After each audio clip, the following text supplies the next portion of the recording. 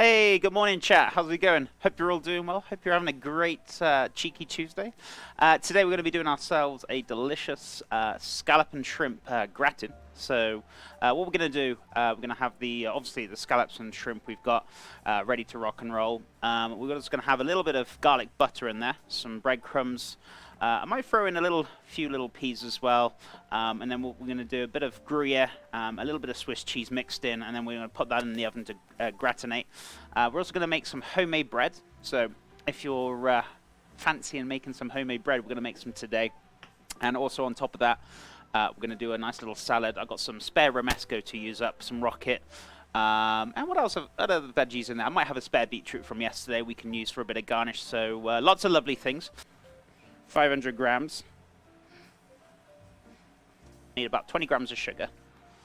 About 15 grams of salt. Roughly about 40 ml of oil, give or take. Now, super important, right? I know I'm over by the sink, talking to myself as always, but it's okay. When you come to the water, right, you got to make sure it's not too hot. And what do you mean by too hot? So anything above like 40 Celsius, which I don't know in Fahrenheit, but 35 Celsius is usually the optimum kind of temperature we're kind of looking for, which is about 95 Fahrenheit, which I believe. So I don't know what 40 Celsius is though, but yeah. 280 ml, so maybe a little touch more, but we'll see. So 280 ml. I prefer using the slower one because obviously more time you give it, the more flavor, but you can still use the instant active yeast, maybe just put less in there and it'll have the kind of same effect really with all sounds. Right, so that's 3 teaspoons, perfect. Let's give this a mix. Before you start pouring this straight in, right? Super important. You kind of got like a nice little concentrated area of salt there. Let's just give that a little mix up. And usually if you just pour that straight on, sometimes it can kill the yeast. I'm not saying it will, but sometimes it does happen. So just give this a little mix first, just to kind of incorporate it. So you haven't got any kind of concentrated salt in one area. So you just got to be careful that doesn't kill off the yeast, because yeast is not a big fan of salt. Okay, so there we go, perfect. Now what we're going to do is add the water, or the mix, get this mixing up. So using your fingers to kind of pull it back in, and then using your heels of your hands to give it a nice good knead. Okay, so this is feeling good. Boop, ready to rock and roll. So that's good to go. Just a little touch of flour on top. It shouldn't rise so crazy, but just in case it does. But even if you don't put the flour on, it's touching the cling film. Just pull the cling film off really gently, and you won't have any issues. If you pull it off really fast, it's just going to stick to the cling film. You have a nightmare on your hands. So yeah, just be careful with that. Getting the garlic butter done. I'm hoping it's going to be soft enough. I'm pretty sure it was, because when I had to feel back a minute ago, it was pretty soft. So I'm going to go grab that in a second. So I'm going to have about 3, oh, I don't want to go too crazy. This will be enough. Three little cloves, or 2 medium-sized cloves of garlic will be plenty. You don't want to go too bonkers with this. Right, so top and tail these. Chef, why are you not crushing them down? Because I'm going to put it through my microplane. I want them whole. So crushing them down would make it more difficult. So I'm just going to peel them. If you're going to put it through a garlic crusher, then yeah, you could just crush them down, make your life easier. Right, so I'm going to grate these little bad boys down. So watch your fingers on the grater. So I'm just going to get into a nice little puree. Just grating this down nicely. So I'm going to finally dice this down. And if you're going to be saying, Chef, can you actually use the stalks? Yeah, just give them a really nice finely dice. You'll just get a little bit more texture. Plenty of parsley flavor in the stalks as well. So yeah, why not? There's nothing wrong with using them. I mean, you could use them for stocks and things as well. There's nothing wrong with that, but you can eat them, and you know, as long as you finely dice them down like I'm doing, there's nothing wrong with it. Let's give that a nice little mix. Well, also, because this is unsalted butter, there's actually no salt in here, so we're going to add a little touch of salt as well. Just a pinch, don't go too crazy with this. So let me get the gruyere. We'll get that all grated up very nicely, and the Swiss. You got a good nuttiness in there. I wouldn't say it's as strong as gruyere, but you've still got a nice little nuttiness in there. Hence why I'm adding baby Swiss as well, because that'll add a beautiful nuttiness to the cheese. So just kind of a mix of it. But it's a nice firm cheese, full of flavour. So good. I've just done a little bit extra because I've got quite a lot to frost in, so I'm just doing extra. So don't worry, this is not going into one. Goodness me. So I'm going to let that drain off. I'm going to wash up the bowl, get it back, and then we can just let that kind of drain off very nicely. I don't want all that liquid in there. So actually, I do need to prep some of these up because they're actually got some of the little hard sides I need to pull off. So I can prep them up very shortly. So we can do that while the sink is filling up. Usually when the scallops come in the shell, right? So they usually come in the shell. They usually have the roe attached all the way around. They also have this little bit of muscle that's right here, if you can see it. Can you see that little bit there? That's still attached. You need to make sure you take that off. So the best way to do it is using your thumb. Just kind of push down a little bit, and it should just kind of very gently slide off like so. So just want to make sure that little muscle part is taken off. And put the shrimp on there as well. Just make sure that's all nicely drained off properly, so it's good to go. So there we go.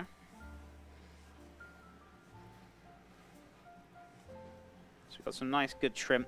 These have already been deveined, deshelled. They're good to go. So I'm going to wrap these up. These are going to go back in the fridge. I'm going to put another one on top. Let's make sure we get all that moisture out of it. And I don't want like super dry seafood, but that excess water from being frozen, you want to make sure that's like, don't go pushing hard down it. Be nice and gentle, right? Seafood, gentle with it. So what we're going to do, just carefully wrap this up back in the fridge, and it should be ready to go.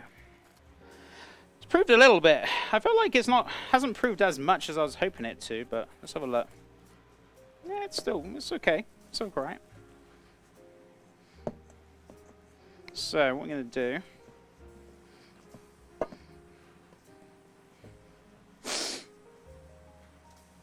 oh, unless it's a bad batch of yeast, possibly. But it hasn't proven as much as I was hoping it to. It's nice and warm, but it hasn't really proved. So maybe one of the packets maybe it's dead yeast. I'm going to see what happens, right? I'm going to give it a bash. If it comes out quite small anyway, that's fine. But, goodness me, it hasn't really proved as much as I was hoping it was. So it's proved a little bit, but not as much, so yeah, I have to be careful. But anyway, I'm going to pop that into the oh, what's it called? Bread tin. There we go. And then we're going to let it prove again. But we'll see. Okay, so I'm going to pop this back into my warm room. Let's wash our rocket.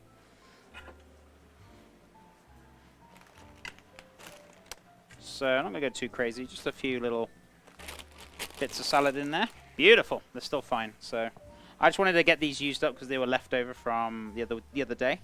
So I didn't really want them going off and not being used. So I'm going to use these nice little romescos. So if you're wondering what this is, so it's basically a cross between cauliflower, broccoli. So it's like a broccoli cauliflower. Very bizarre and very unusual looking, but very tasty. It has more of a milder flavour and taste to it than cauliflower, in my opinion. A little bit more of a bitter taste, but very nice regardless. So if you like broccoli and cauliflower, I'm sure you'd love this if you can get hold of it. It can be a little bit hard to get hold of, but if you can find it in your area. So I'm going to bring that up to the boil. So once that's boiling, we can drop these and cook these down. Right, so just a few little peels of this. So, considering I thought it was dead today, it's actually revived itself and it's actually okay. So, I mean, it could go for a little bit longer, but I'm not going to take it much more longer, guys. It'll rise nicely, a nice little tiny loaf as well, so that's fine. But yeah, I would probably maybe let that puff up a touch more, but I'm just guessing. It's not really bouncing back very well. So actually you can see my fingerprint, which is an indication you don't want to overprove it. You don't want it to overproof, otherwise what happens will just collapse on itself. So super important, don't overprove it. Right, so this is going to go in the oven. Oven's ready to rock and roll. So that's going straight in. Whew. Delightful. So I'll pop a few of these in here.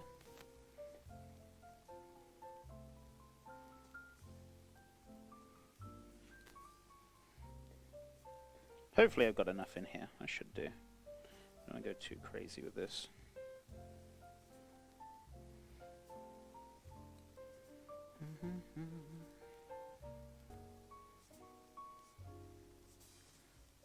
A little touch more. As I said, I don't want it to be like swimming in it, but there we go.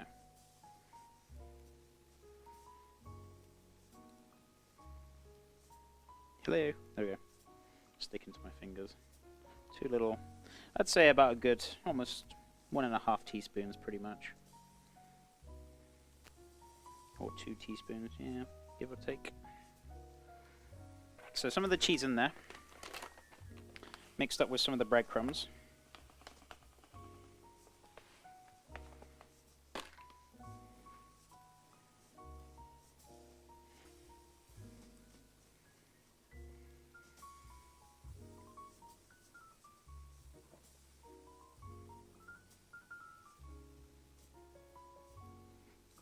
There we go. Just pour these on the top. Alrighty, there's that beautiful cheeky bread loaf that we didn't expect to proof, and well, you know, there we go. I was gonna say proof in the pudding, but it's not a pudding, so there we go. There goes my pun. But yeah, there we go. So the bread came out really nice, so I'm super happy. We're gonna let this cool down. So yeah, but yeah, we're having issues this morning because I thought the yeast was like dead. It wasn't proven at all. From the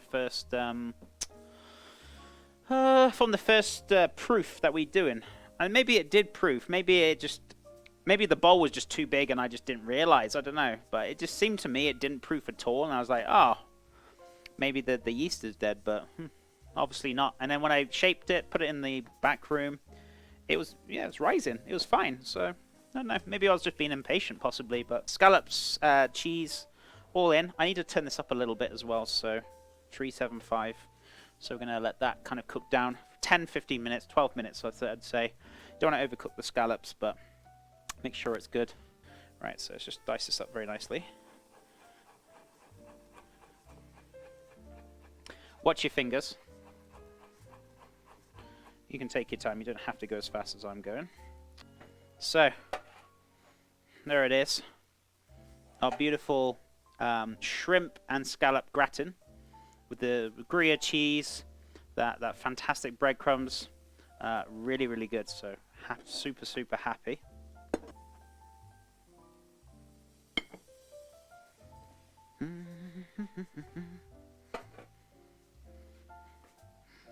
Right, so it's going to hopefully try get a little bit of bread on the side as well if we can. So a little bit of cheeky rocket there. Also our cucumber rolls as well.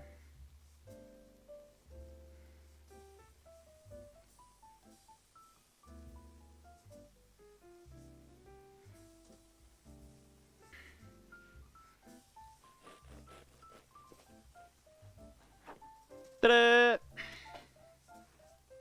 Oh yes. I just love making bread. Bread is just so much fun. It really is. Look at that. Absolutely delightful. It's not too hot as well. It's nice and warm, so we let that cool down nicely. It might be a little bit more warmer in the middle, but that is absolutely fine. So there is our shrimp and scallop gratin with garlic butter, breadcrumbs, Gruyere cheese in there. It's simple as that. It's nothing complicated. And then finished off with homemade bread, which we thought wasn't going to come out right, but it came out beautiful, as always.